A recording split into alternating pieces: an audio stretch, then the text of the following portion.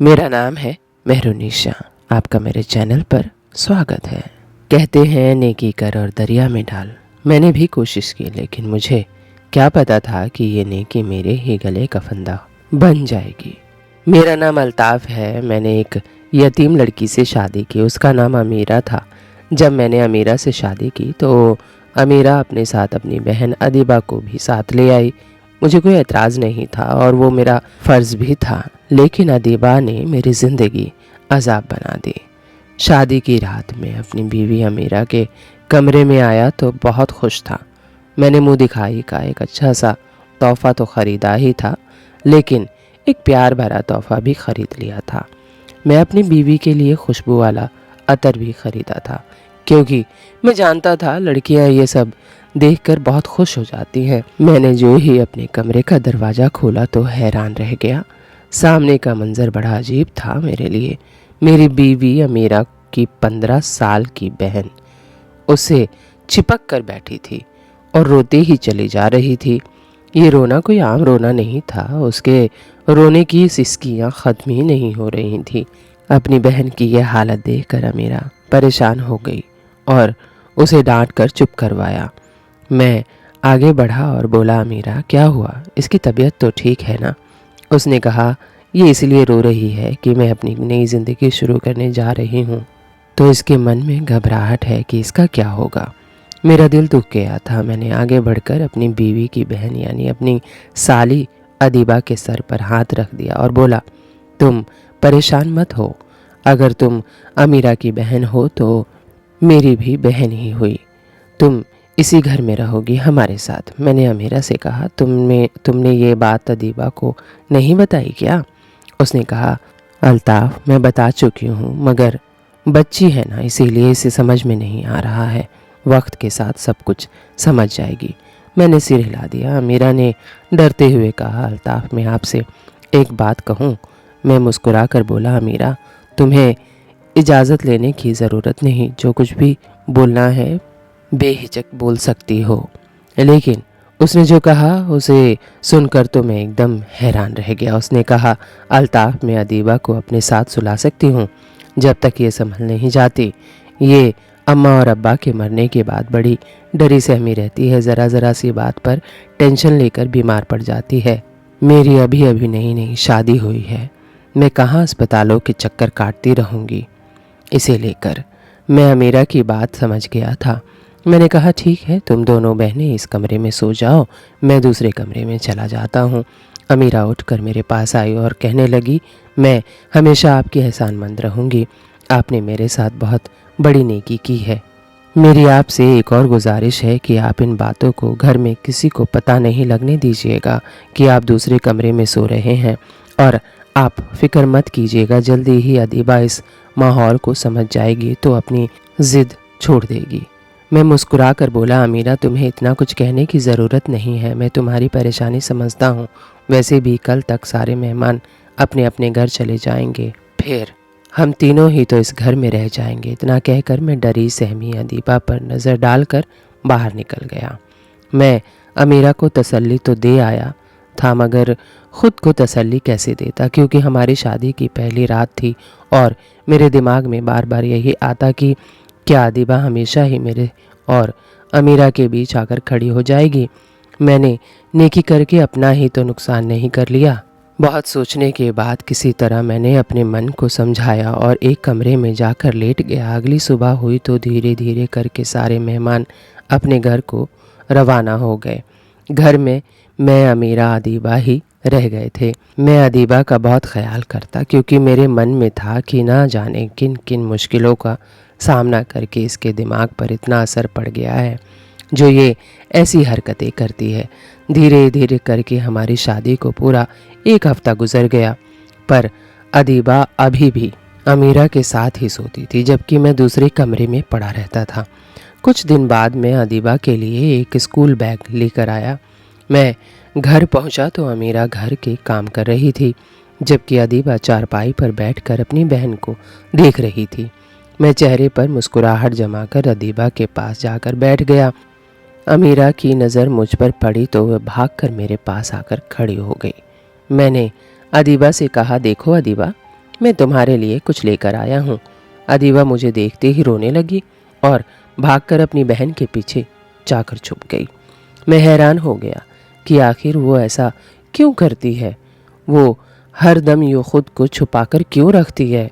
मगर मैं ये नहीं जानता था कि जब मेरे इस सवाल के जवाब मुझे मिलेंगे तो मेरे होश उड़ जाएंगे। मेरी सारी शख्सियत हिलकर रह जाएगी। मैं उठकर खड़ा हुआ और कहने लगा, अदीबा इधर आओ, मेरी बात सुनो, मैं तुम्हारे लिए तोहफा लेकर आया हूँ। मेरी आवाज़ सुनकर अदीबा और भी डर गई। मैंने सवालिया नज़रों से अमीरा की तरफ देखा तो वो मुझे बड़ी गुस्से में लगी और बोली, अल्ताफ़ आपकी बड़ी मेहरबानी होगी कि आप मेरी बहन से दूर रहें। भले ही आप मेरे शौहर हैं, पर अदीबा के लिए तो आप एक गैर मर्द है ना। मुझे अमीरा की बात बहुत बुरी लगी क्योंकि मैं अदीबा को अपनी छोटी बहन समझता था। मैंने गुस्से में कहा, अमीरा अगर तुम अपनी बहन को मुझसे इतना ही दूर रखना चाहती हो तो अपनी बहन को मेरे घर लाई ही क्यों। इतना कहकर मैंने दरवाज़ा ज़ोर से बंद किया और घर से बाहर चला गया। बाहर निकलकर मैं सड़कों पर इधर उधर घूमता रहा। मुझे रह रहकर अपने सख्त रवैये पर शर्मिंदगी हो रही थी। अदीबा मेरे घर पर ज़बरदस्ती तो नहीं आई थी ना, जो मैं न्यू अमीरा को ताने देने लगा था। वो तो मेरी रजामंदी में से मेरे घर में आई थी। हमारे घर में सिर्फ 3 लोग ही तो थे। इसमें पहले तो मेरे घर पर खामोशी और सन्नाटा का राज था। मेरी माँ की मौत 2 साल पहले हुई थी। उनके गुजर जाने के बाद ज़िंदगी ने मुझे कड़ी धूप में लाकर खड़ा कर दिया था। घर की सारी जिम्मेदारी मेरे ऊपर ही थी। मैं कबारा था और घर में अकेला रहता था, इसीलिए कोई काम वाली भी मेरे घर काम करने को तैयार नहीं होती थी। तभी मेरे एक दोस्त ने मुझे शादी का मशवरा दिया तो मैंने अपने रिश्ते की जिम्मेदारी भी उसी के ऊपर डाल दी थी।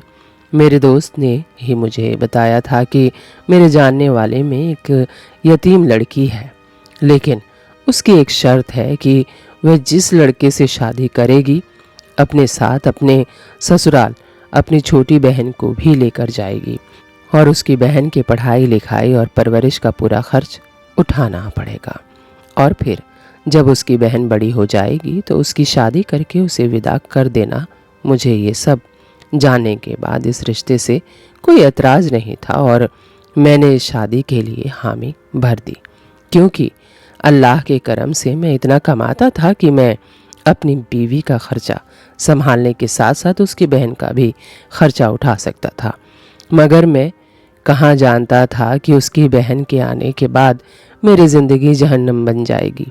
लेकिन मैंने एक फ़ैसला किया, मैं कुछ दिन और देखता हूँ कि अदीबा का रवैया ठीक होता है कि नहीं, फिर मैं किसी किस्म के नतीजे पर पहुँचूँगा। मैं रात गए घर लौटा तो होटल से खाना लेकर आया था, क्योंकि मैं जानता था कि अमीरा मुझसे बहुत नाराज़ होगी। मैं उसकी नाराज़गी दूर करना चाहता था। मैं घर के अंदर अभी जाने ही वाला था, तभी मेरे कानों में मेरी साली अदीबा की आवाज़ गूंजी और मैं अंदर जाने के बजाय दरवाजे पर ही रुक गया। वो कह रही थी, अमीरा क्या कुछ दिनों में तुम अल्ताफ़ से तलाक ले लोगी और हम यहाँ से कहीं दूर चले जाएंगे, जहाँ पर बस तुम और मैं रहेंगे। किसी तीसरे को बर्दाश्त नहीं करना पड़ेगा। अमीरा एकदम गुस्से से बोली, अपनी बकवास बंद करो अदीबा। अदीबा ठहाके के मार कर हंसी और फिर बोली, अब तो घर में तुम्हारा खड़ूस शौहर भी नहीं है, अब तो मुझे मेरे असली नाम से बुलाओ। मैं अदीबा की बात सुनकर हैरान रह गया था कि अदीबा का कोई और भी नाम था क्या जो मुझसे छुपाया गया था। लेकिन क्यों? मेरे दिमाग में इतने सवाल जमा हो गए थे कि अब मुझे घुटन होने लगी थी। मैं दरवाज़ा खोला और अंदर आ गया।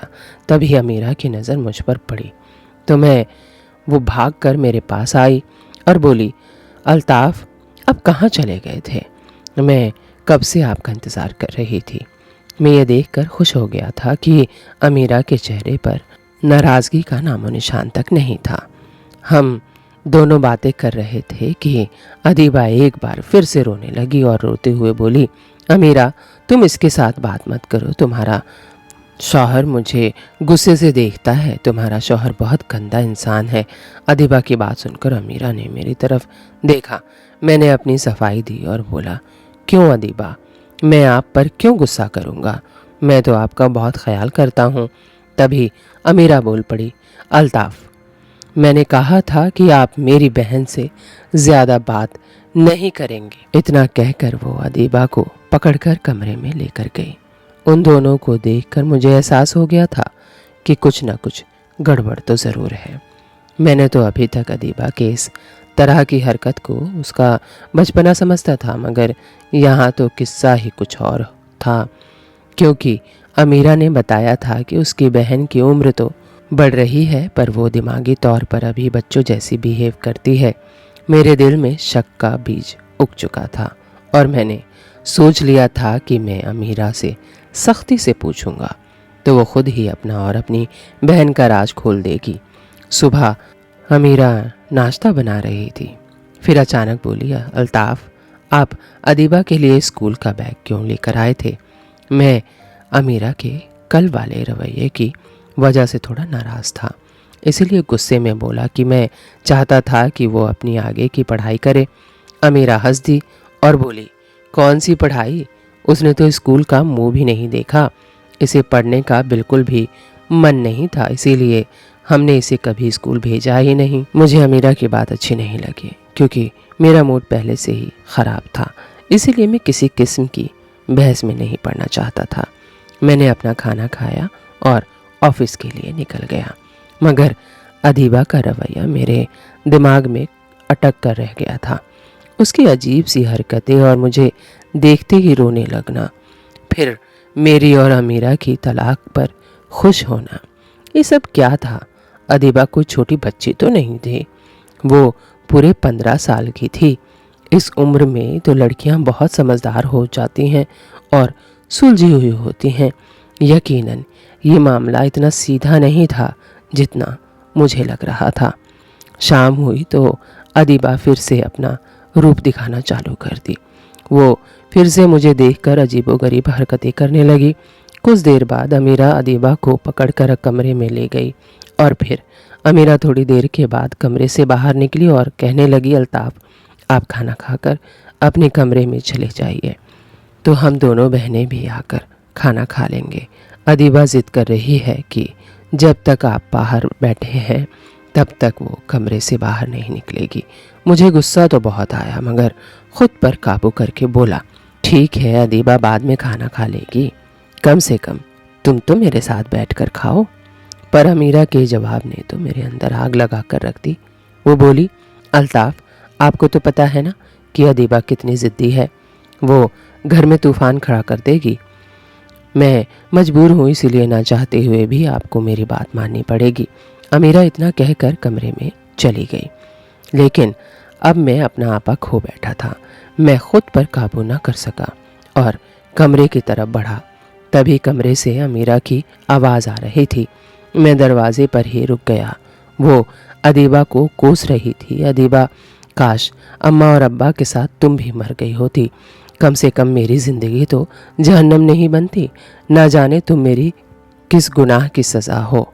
मैं दरवाज़ा खोलकर अंदर गया और अदीबा को कलाई से पकड़कर खींचता हुआ बाहर लेकर आया। अमीरा भी बौखलाते हुए मेरे पीछे पीछे आई और बोली, अल्ताफ़, आप क्या कर रहे हैं? छोड़िए मेरी बहन को, आप अपने होश में तो हैं। मगर सच बात तो ये थी कि मैं अपने होश में नहीं था। अगर होश में होता तो ये सब ना करता। मैंने अदीबा को एक अलग कमरे में बंद कर दिया और अमीरा का हाथ पकड़कर उसे अपने कमरे में लेकर आया और बोला, अब मुझे सच सच बताओ कि तुम्हारी बहन ये सब क्यों करती है? अमीरा मेरी बातों का कोई भी जवाब देने के हक में नहीं थी, वो बस रोई ही जा रही थी। उसने कहा, आपको खुदा का वास्ता है अल्ताफ़, मेरी बहन को छोड़ दीजिए, उसने अकेले कमरे में डर लगता है, वो डर से मर जाएगी। वो एक रात तो क्या, एक लम्हा भी मेरे बगैर नहीं गुजार सकती है। मैंने चिल्ला कर कहा, क्यों? आजकल के तो छोटे छोटे बच्चे भी अपनी माँ के बगैर रह लेते हैं, ये तो किस किस्म का बहन चारा है? तुम्हारी बहन तो तुम्हारा साया ही बनकर रह गई है। मुझे ये सब बिल्कुल भी पसंद नहीं है और ना ही अब मैं ये सब बर्दाश्त करूँगा। मैंने अमीरा को घूर कर देखा और बोला, तुम अपना ये रोना धोना बंद करो। मगर वो और तेज़ रोने लगी। मैं उसके कमरे से बाहर आया और कमरे में बाहर से कुंडी लगा दी। मैं सोच रहा था कि दोनों बहनें इसी तरह शांत हो जाएंगी, पर ऐसा कुछ नहीं हुआ। वो दोनों अपने अपने कमरे का दरवाज़ा पीट रही थी। ऐसा लगता था कि वो दरवाज़ा ही तोड़ देंगी। कई घंटे ये सब कुछ चलता रहा, मगर सुबह उजाला होने से पहले दोनों कमरों में खामोशी छा गई। मैं अपने दिल के हाथों मजबूर होकर उठकर खड़ा हो गया और अदीबा के कमरे की तरफ जाने लगा। मैं उसे माफ़ी मांगकर अमीरा के पास ले जाना चाहता था, मगर जैसे ही दरवाज़ा खोला मेरे कदमों तले ज़मीन निकल गई, क्योंकि वहाँ तो अदीबा नहीं बल्कि एक लड़का बैठा था। मैं आगे बढ़ा तो वो मुझे देखकर सहम गया और रोने लगा। मैंने उससे कहा, मेरे सामने आंसू मत बहाओ, नहीं तो मुझसे बुरा कोई नहीं होगा। और अब मुझे बताओ कि तुम कौन हो और अदीबा कहाँ पर है। वो लड़का रोते हुए बोला, अगर मैं आपको अपनी हकीकत बता दूं तो आप मुझे बेच तो नहीं देंगे। मैं उसकी बात सुनकर हैरान रह गया और बोला, नहीं, मैं ऐसा कुछ नहीं करूँगा, मैं तुम्हें क्यों बेचूंगा। वो लड़का मेरी बात सुनकर उठ खड़ा हुआ और मुँह सोफे पर जाकर बैठ गया। उसने बताया कि जब मैं पैदा हुआ तो हमारे घर में यूँ शोक मनाया गया था जैसे मैं पैदा नहीं हुआ हूँ, मर चुका हूँ। मैं जब थोड़ा बड़ा हुआ तो अपने आसपास बहुत जुल्म देखा। मेरे अब्बा मेरी माँ को एक मोटे डंडे से मारते और मेरी तरफ इशारा करके कहते, इसे पैदा करने से अच्छा होता कि तू बांझ होती। मैं अब्बा की बात सुनकर डर जाता और आईने के सामने जाकर खड़ा हो जाता। माँ मुझसे कहती, अपने अब्बा की बातों पर ध्यान ना दिया करो, तू तो बहुत प्यारा है, लेकिन मैं प्यारा होता तो क्या मेरी वजह से माँ को मार पड़ती। मैं छोटा सा था तो देखता मेरे हम उम्र के बच्चे खेलते कूदते, लेकिन मेरा खेल कूद में बिल्कुल मन नहीं लगता। मैं सारा दिन अपने घर में पड़ा रहता और माँ का पहरा देता कि अब्बा कहीं माँ को फिर से ना मारने लगे। लेकिन मेरे रोकने के बावजूद हर दूसरे तीसरे दिन अब्बा अम्मा को बहुत मारते। मैं अपने छोटे हाथों से माँ के चोट पर दवाइयाँ लगाता कि उन्हें आराम आ जाए, मगर वो अपना दर्द भूलकर मेरे छोटे छोटे हाथों को अपने लबों से चूमती जाती और रोते हुए कहती कि मुझे मार से तकलीफ़ नहीं होती, मुझे तुम्हारी इन हरकतों से बहुत तकलीफ़ होती है। अब्बा मुझ पर इतना जुल्म करते कि मुझे समझ में नहीं आता आखिर मेरा कसूर क्या है। अब्बा मुझे हर वक्त कम वक्त ही बुलाते। एक रोज़ अब्बा ने मुझे गुस्से में मुझे बहुत पीटा। मैं रोता रोता अपने कमरे में सो गया। माँ रात को मेरे पास आकर बैठ गई और बोली, सोना, मैं आज तुम्हें एक ज़रूरी बात करना चाहती हूँ, क्योंकि अब तुम 5 साल के हो गए हो, समझदार बच्चे बन गए हो। अब तो तुम्हारी माँ तुमसे हर बात कर सकती है ना। मैंने हाँ में सर हिला दिया। माँ ने बोला, बेटा तुम्हारी बड़ी बहन का नाम क्या है। मैंने कहा, अमीरा। माँ बोली, और तुम्हारा नाम क्या है। मैं खामोश हो गया। फिर कुछ देर बाद बोला, माँ अब्बा तो मुझे कम वक्त कहते हैं और तू सोना कहती है, इन दोनों में से मेरा क्या नाम है। माँ की आंखों में आंसू भर आए। माँ ने कहा, तुम्हारा कोई नाम ही नहीं है। 5 साल हो गए हैं तेरी पैदाइश को, मगर अब तक मैं यही फैसला नहीं कर पाई कि तेरा नाम क्या रखूं, लड़कियों वाला नाम रखूं या लड़कों वाला। मैंने कहा, क्यों माँ, लड़कियों वाला नाम क्यों रखना है मेरा, मैं तो लड़का हूँ ना। माँ ने ना में सर हिला दिया तो मैं सहम सा गया था। माँ ने कहा, ना तू लड़का है और ना ही लड़की, तू एक किन्नर है।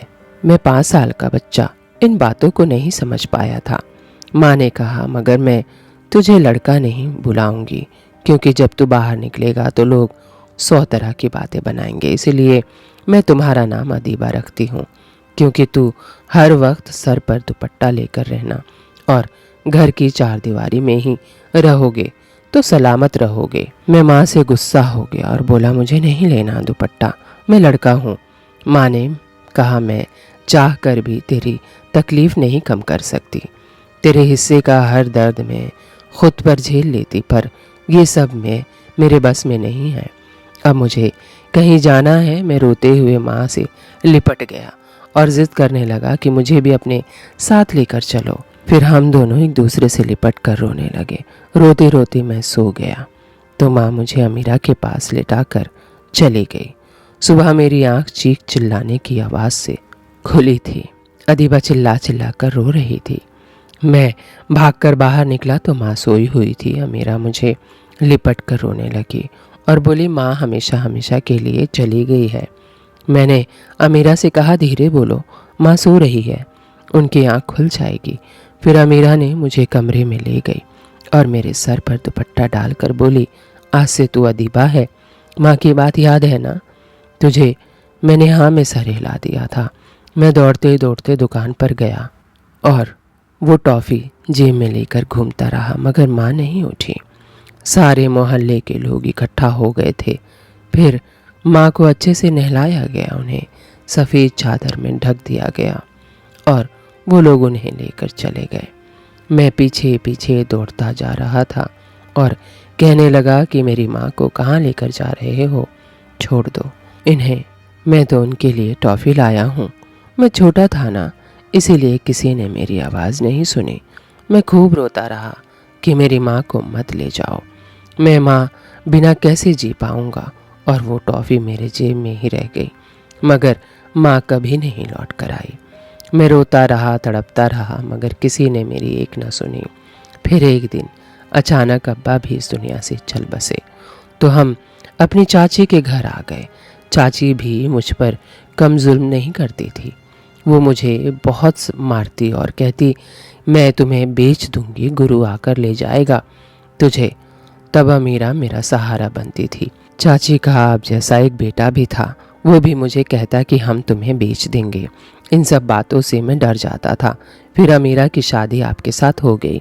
आपको भी देखकर मुझे बहुत डर लगता था कि कहीं आप मेरी सच्चाई जानने के बाद मुझे गुरु के पास ना बेच दो। लेकिन अमीरा मुझे समझाती थी कि आप बहुत अच्छे हैं, आप ऐसा नहीं करेंगे। मगर डर मेरे दिल में अंदर तक जा बैठ गया है। अब आपको सब कुछ पता चल गया है। फैसला आपके हाथ में है कि मुझे अपने पास रखेंगे कि बेच देंगे। मेरा चेहरा आंसुओं से भीग गया था। मैं जल्दी से उठकर बाहर की तरफ गया और अमीरा के कमरे का दरवाज़ा खोल दिया और उससे माफ़ी मांगने लगा। वो भी रो रही थी, मगर बोली माफ़ी किस बात की, आपने तो हम बेसहारों को सहारा दिया है। फिर मैं और अमीरा अदीबा को डॉक्टर के पास लेकर गए।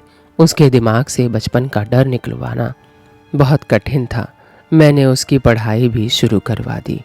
मैं और अमीरा अपनी ज़िंदगी की शुरुआत कर चुके हैं।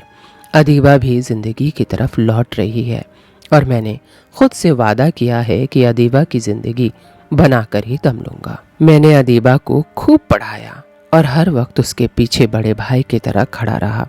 आज अदीबा शहर की मशहूर फैशन डिज़ाइनर बन गई है और बहुत ही खुश मिजाज भी रहती है। मेरे और अमीरा के बच्चों पर अपनी जान छिड़कती है। सच ही कहते हैं नेकी कर दरिया में डाल। अल्लाह ने मुझे अकेले इंसान की ज़िंदगी में भी बेशुमार खुशियाँ भर दी। उम्मीद है ये वीडियो आपको अच्छी लगी होगी। चलते चलते 2 लाइन कह देती हूँ। कहते हैं पतझड़ में ही रिश्तों की परख होती है, बारिश में तो हर पत्ता हरा ही दिखता है। वीडियो अच्छी लगी हो तो चैनल को सब्सक्राइब कीजिएगा, लाइक कीजिएगा, शेयर कीजिएगा और हाँ, बेल आइकन को दबाना बिल्कुल मत भूलिएगा। Thank you for watching.